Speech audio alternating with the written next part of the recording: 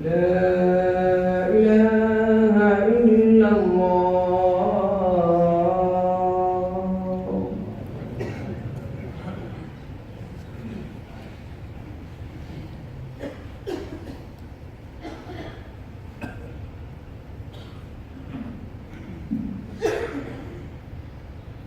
الحمد لله فاطر السماوات والأرض جاعل الملائكة رسلا أولي أجنحة مثنى وثلاث ورباع يزيد في الخلق ما يشاء إن الله على كل شيء قدير.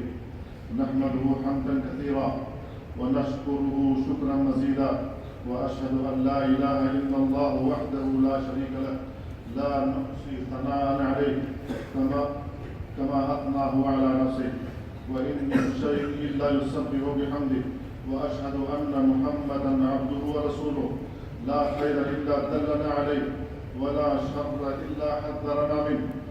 تركنا على المحجة البيضاء ليلها كنهارها لا يزيغ عنها إلا هالك، صلى الله وسلم وبارك عليه وعلى آله وأصحابه ومن تبعهم بإحسان إلى يوم الدين. أما بعد، فاتقوا الله تعالى وأطيعوه وأثنوا عليه بما هو أهله، فإنه سبحانه خالق الخلق ومدبر الأمر، وبيده كل شيء، فلا يقع شيء إلا بعلمه ولا يقضى قضاء إلا بأمره. له ملك السماوات والأرض ولم يتخذ ولدا ولم يكن له شريك في الملك وخلق كل شيء فقدره تقديرا. عباد الله، من توفيق الله تعالى للعبد أن يلزم ذكر الله تعالى وأن يواطي قلبه لسانه، فإن الذكر حياة القلوب وطمأنينتها ومثقل الموازين ومرجحها. وقد جاء في الحديث أنه خير الأعمال وأزكاها. وتسبيح الله تعالى تنزيه وثناء عليه سبحانه بما هو أهله، والقرآن مملوء بالتسبيح، واختص به ركنان عظيمان من أركان الصلاة، الركوع والسجود، وهما أفضل هيئتين في الصلاة، حيث الانحناء لله تعالى عبودية وتعظيما، وتعفير الوجه والجبين في الأرض لله تعالى عبودية وذلة. وللتسبيح سير كثيرة جاءت في القرآن والسنة، وحري بالمؤمن أن يعرفها ليأتي بها، فلا يفوته شيء من تسبيح الله تعالى. فمن صيغ التسبيح سبحان الله أو سبحان ربي، وهي من الصيغ التي جاء في القرآن كما جاء في قوله تعالى سبحان الله عما يصفون، وقوله تعالى سبحان الله عما يشركون، وقوله سبحانه قل سبحان ربي هل كنت إلا بشرا رسولا. وجاء في فضلها أحاديث كثيرة، منها قول النبي صلى الله عليه وسلم أيعجز أحدكم أن يكسب كل يوم 1000 حسنة؟ فسأله سائل من جلسائه كيف يكسب أحدنا 1000 حسنة؟ قال يسبح 100 تسبيحة فيكتب له 1000 حسنة أو يحط عنه 1000 خطيئة. رواه مسلم. وقال صلى الله عليه وسلم وسبحان الله والحمد لله تملأان ما بين السماوات والأرض. رواه مسلم. وقال صلى الله عليه وسلم لأن أقول سبحان الله والحمد لله ولا إله إلا الله والله أكبر أحب إلي مما طلعت عليه الشمس. رواه مسلم. وهي من الأذكار المعدية للصلاة المفروضة، تقال 33 مرة. ومن سير التسبيح سبحان ربي العظيم، وتقال في الركوع وعند تلاوة قول الله تعالى فسبح باسم ربك العظيم وسبحان ربي الأعلى، وتقال في السجود وعند قراءة قول الله تعالى سبح اسم ربك الأعلى.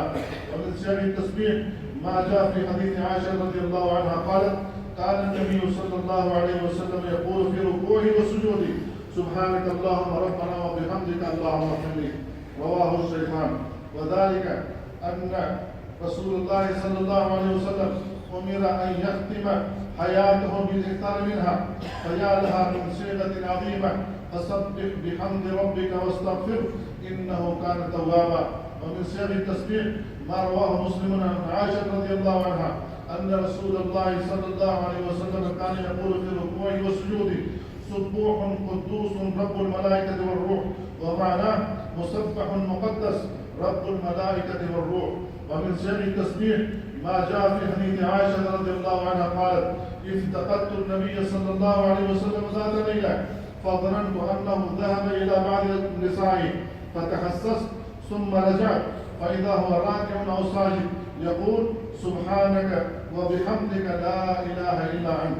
ومن سير التسبيح ما جاء في حديث عوف بن مالك رضي الله عنه أن النبي صلى الله عليه وسلم في قيام الليل قال في ركوعه: سبحان الله ذي الجبروت والملكوت والكبرياء والعظمة. رواه مسلم. وكثرة سير التسبيح في الركوع والسجود تدل على فضيلة التسبيح في هذين الركنين العظيمتين. ومن سير التسبيح سبحان الله وبحمده. وقد أمر الله تعالى بهذه الصيغة في القرآن: وتوكل على الحي الذي لا يموت وسبح بحمده. وهي تسبيح الملائكة عليهم السلام، فإنهم قالوا في قصة آدم: أتجعل فيها من يفسد فيها ويسفك الدماء ونحن نسبح بحمدك ونقدس. وجاء في فضلها قول النبي صلى الله عليه وسلم: إن أحب الكلام إلى الله سبحان الله وبحمده. رواه مسلم. وقوله صلى الله عليه وسلم: من قال سبحان الله وبحمده في يوم 100 مرة حطت خطاياه وإن كانت مثل زبد البحر. رواه الشيخان. وفي حديث آخر قال صلى الله عليه وسلم: من قال حين يصبح وحين يمسي سبحان الله وبحمده 100 مرة لم يأتي أحد يوم القيامة بأفضل مما جاء به إلا أحد قال مثل ما قال أو زاد عليه. رواه مسلم. ومن سير التسبيح سبحان الله وبحمده سبحان الله العظيم.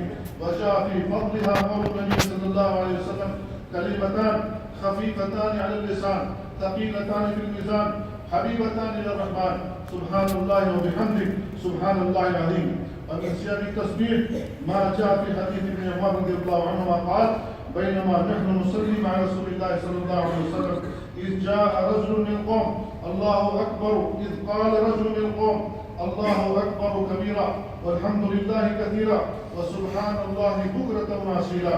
فقال رسول الله صلى الله عليه وسلم: من القائل كلمة كذا وكذا؟ قال رجل من القوم: أنا يا رسول الله. قال: عجبت لها، فتحت لها أبواب السماء. قال ابن عمر رضي الله عنهما: فما تركتهن منذ سمعت رسول الله صلى الله عليه وسلم يقول ذلك.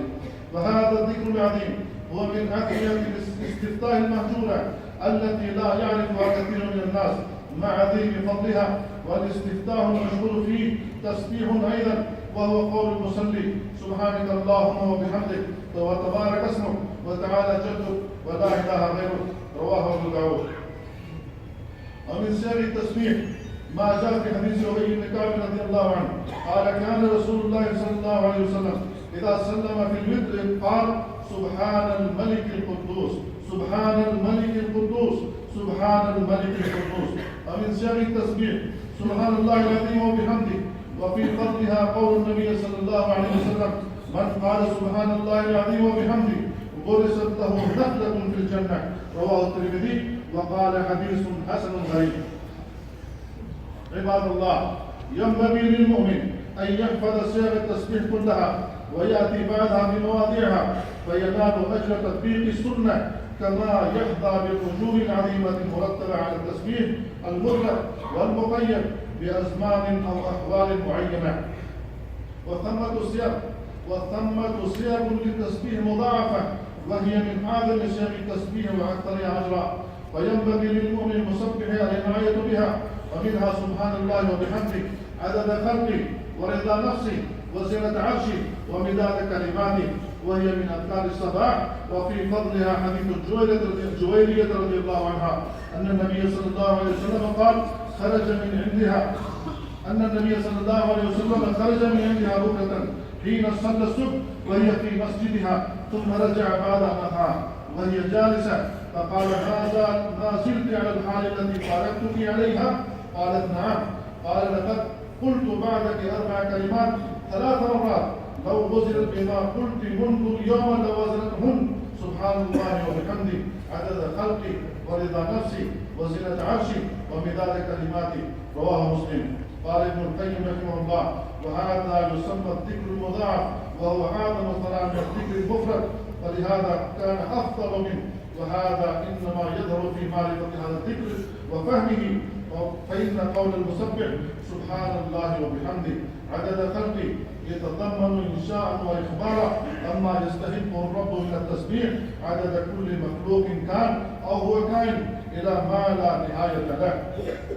ومن سياق التسبيح المضاعف ما جاء في حديث أبي أمامة رضي الله عنه أن النبي صلى الله عليه وسلم قال: أفلا أخبرك بأكثر أو أفضل من ذكرك الليل مع النهار والنهار مع الليل أن تقول سبحان الله عدد ما خلق وسبحان الله ملء ما خلق وسبحان الله عدد ما في الأرض والسماء وسبحان الله ملء ما في الأرض والسماء وسبحان الله عدد ما أحصي كتابه وأحصى كتابه وسبحان الله عدد كل شيء وسبحان الله ملء كل شيء وتقول الحمد لله مثل ذلك. رواه أحمد وصححه ابن خزيمة. فحري بأهل الإيمان أن يكثروا من تسبيح الله تعالى وأن يتدبروا ما يقولون وأن يحركوا به القلوب لتعظم لهم الأجور. بارك الله لنا ولكم في القرآن العظيم ونفعنا وإياكم بما فيه من الآيات والذكر الحكيم. إنه تعالى جواد كريم ملك بر رؤوف رحيم.